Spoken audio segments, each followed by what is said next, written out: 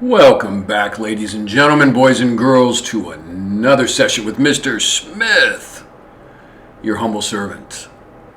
And we are going to talk about, and I'm going to do maybe 2 more videos on this. We're going to talk about some Beatles stuff.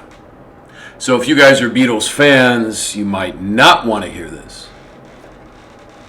However, I don't want to sound condescending, but if you still are a person that thinks the Beatles were this amazing, super intellectual, changing the world for the better type of band, I think you might want to grow up. Okay? Now, we're going to talk about this song, Hey Jude, real quick, and then we're going to talk about some things about the Beatles. And some people are going to say, he's a conspiracy theorist, or you can't talk about the Beatles like that. Okay, well, first of all, I like the Beatles songs, most of them. They're really good. Okay? However, there are a lot of things that people might not know about this, for lack of a better term, boy band. Because that's really what they were. Alright, enough waffling. Let's begin. Okay, one more thing before we actually begin. I want to give a shout out to Gregory Manarino. Check out his channel, especially if you are interested in financially what's really going on in the world. If you haven't noticed, they tell us on mainstream TV and in mainstream YouTube channels that the economy's getting better and and inflation is just temporary. And jobs are being created. Lies. All lies. If you haven't looked around you, office businesses are closing, small businesses are closing, the middle class is being destroyed. So if you want to learn about what's going on financially, definitely check out Gregory Manarino's channel. He might even help you make money in this economy. Okay? I'm not saying you should follow him necessarily, what he's doing, but it is something that you might want to think about. But he said today, and he posts every day, Monday through Friday, twice a day actually. And he gives you a little wrap up of the stock market and how it's so fake. It's not even the real economy. Don't ever think the stock market is real. Okay? The real economy is around you. Right? But you see every day. You see more and more homeless, but I digress. Alright, he said, quote, the BIS, which stands for the Bank of International Settlements, which in many people's educated opinion is the central bank of all central banks. They control all the money, pretty much worldwide. The Bank of International Settlements, BIS, said, quote, we want, quote, absolute control of the financial system. Okay? And if you didn't know, if you're young, the Federal Reserve, which prints the United States' money, is not a federal government institution. It's not an American institution. It is a central bank. It was the central bank assigned to the United States, but it is a worldwide institution.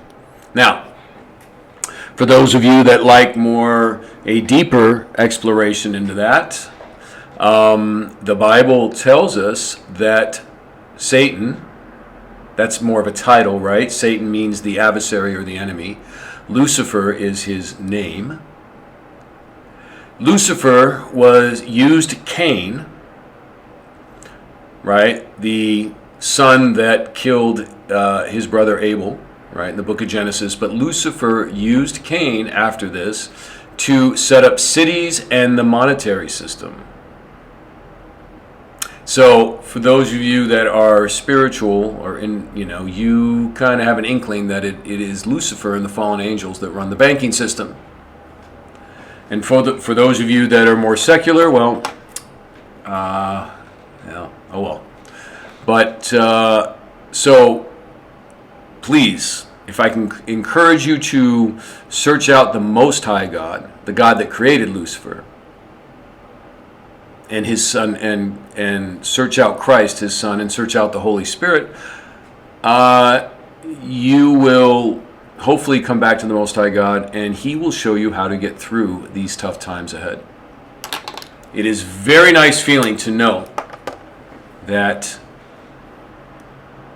some higher powers are going to help us through this. However, you have to search him out. You can't just expect it to happen. Anyway, but check out Gregory Manorino's channel if you whether you're religious, secular, spiritual, whatever. He's really good.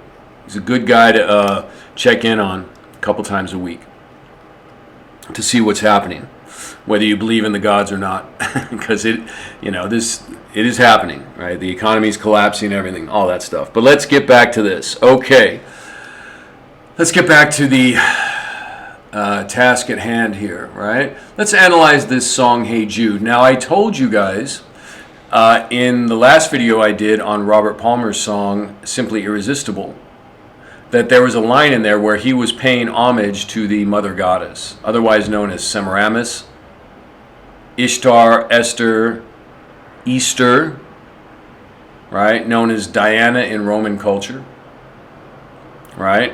Now, Roman religion is just an offshoot of Babylonian religion. And Semiramis, being immaculately impregnated by Lucifer on Easter, and then 9 months later on Christmas giving birth to Tammuz, that is a Babylonian religion. And if you really do your research into Babylon, the Babylonian Empire, which ran the whole world at one time, right? The Roman religion, and therefore the Roman Catholic Church, are and other religions are all Babylonian in nature. All right. Let's finally talk about this Hey Jude song. All right. So you see on the screen here, this is the official internet explanation of how the song Hey Jude came to be. So let's read it. It says, Hey Jude is a song by the iconic British rock band The Beatles. The song, which is widely regarded as the ultimate comfort song, was written by a very young boy whose parents were undergoing a divorce. Indeed, words can't seem to express how tough it must be for an innocent young mind to handle the continuous bickering, harsh words, and violence often associated with the period leading up to one's parents' divorce. The boy in the song, named Julian, is none other than the son of John Lennon and his first wife, Cynthia Lennon. Birth of Hey Jude. John Lennon and Cynthia had separated from each other after John had an affair with Yoko Ono, which, no joke, she's definitely a high-level witch, which eventually became his second wife. This was somewhere in May 1968. A few weeks later, John's bandmate Paul McCartney visited Cynthia and Julian, who was about 4 or 5 years old then, to see how they were both handling the separation. McCartney, who was deeply concerned about the welfare of both Cynthia and little Julian, wrote Hey Jude in his car as he left Cynthia's home. So there's your official explanation. Now, okay, conspiracy theory alert, but I'm not going to say anything theoretical here. Okay, 1966, late 1966, allegedly, the first Paul McCartney died in a car crash. Now, what is the evidence that we have? Well, there was a musician called, I believe his name was Billy Sheeran. Billy Sheeran.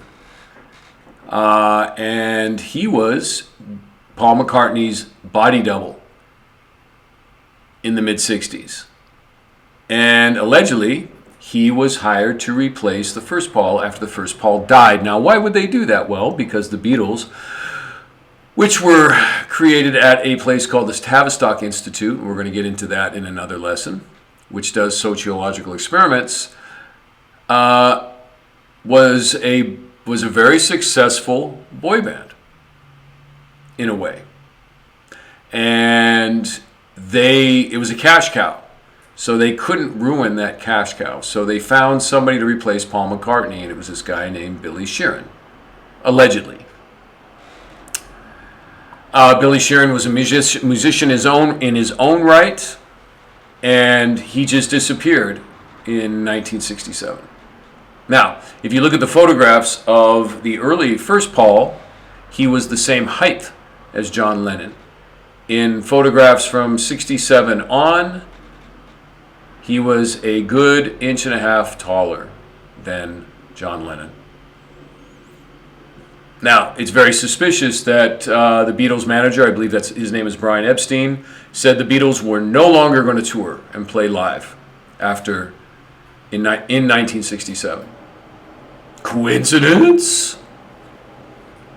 Some people say that, and this is a hypothesis, I might add, that the reason why they stopped touring is because the new Paul McCartney was taller and people would know the difference if they played live.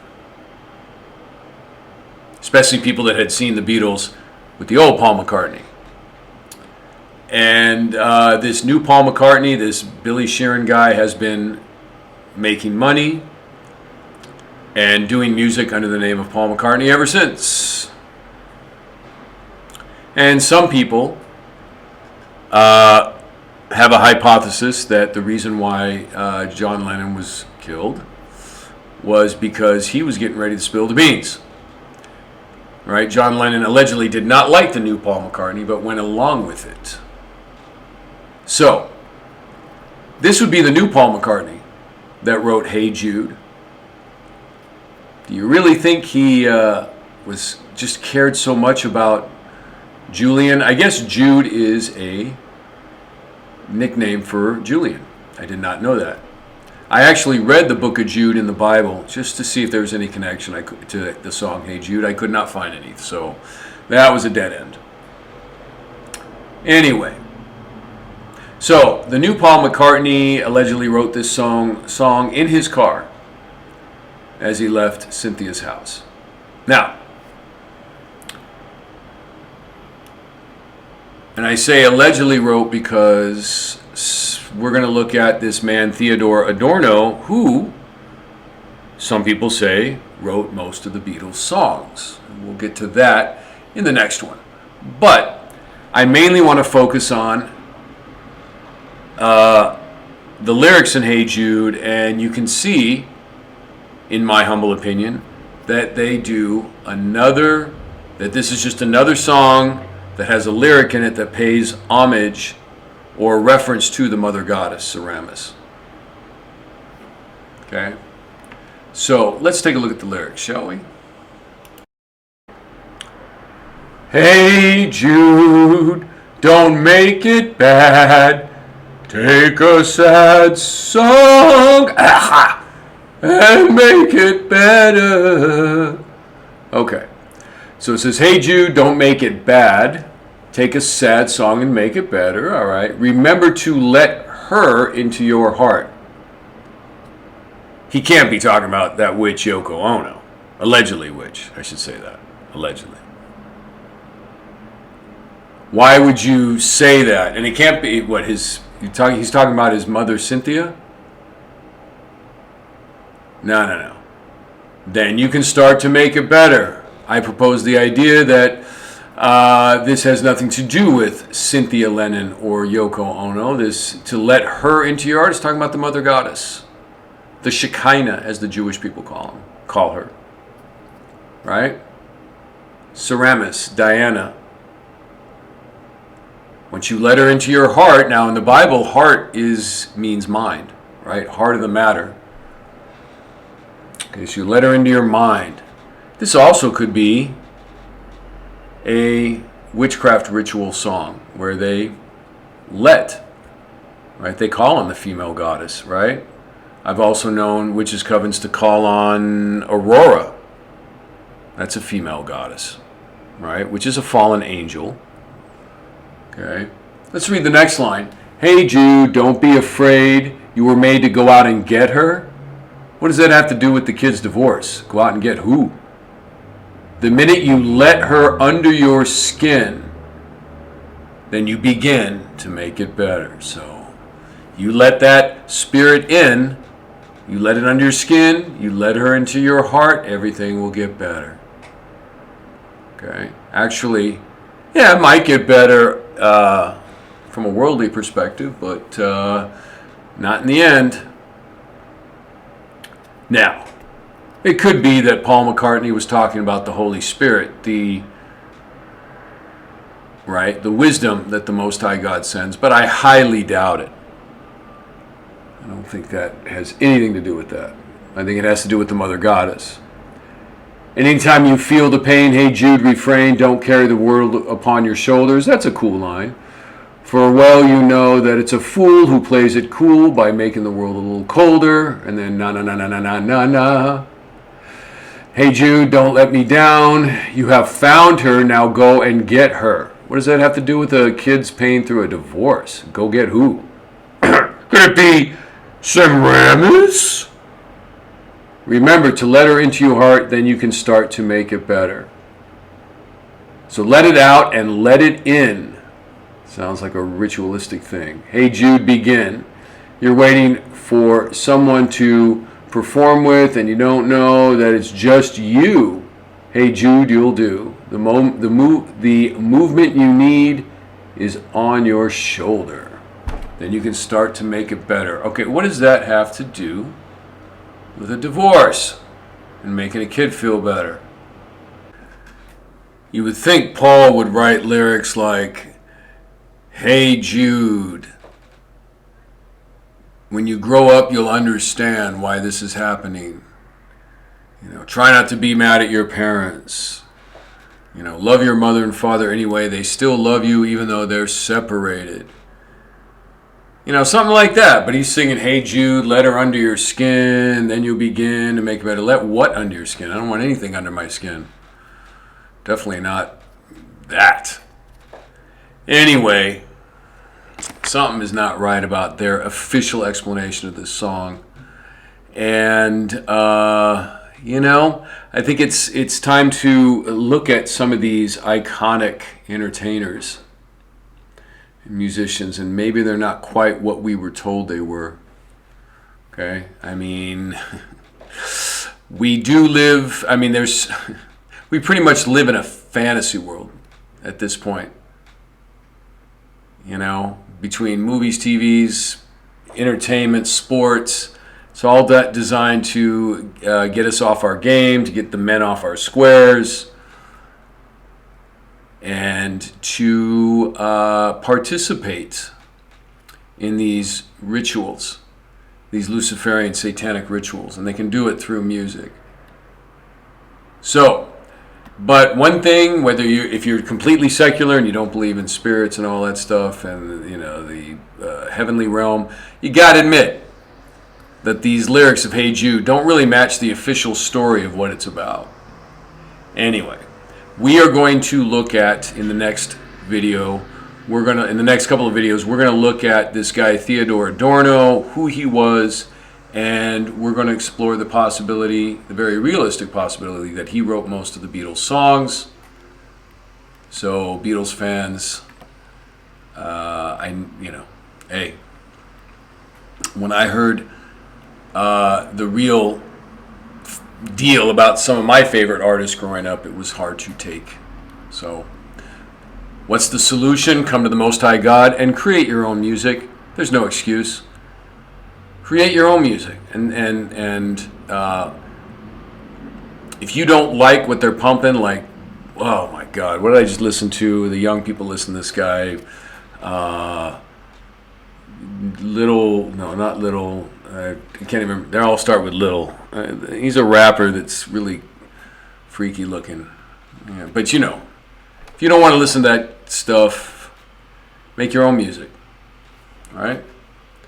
And support your friends and that making their own music, especially if it's music you truly like and is uplifting. It doesn't have to be all this weird ritualistic lyrics that don't make sense, or this violence, or this over-sexualized stuff. Anyway, please like and subscribe. This is your humble servant, Mr. Smith, and I hope you have a blessed one. We'll see you next time.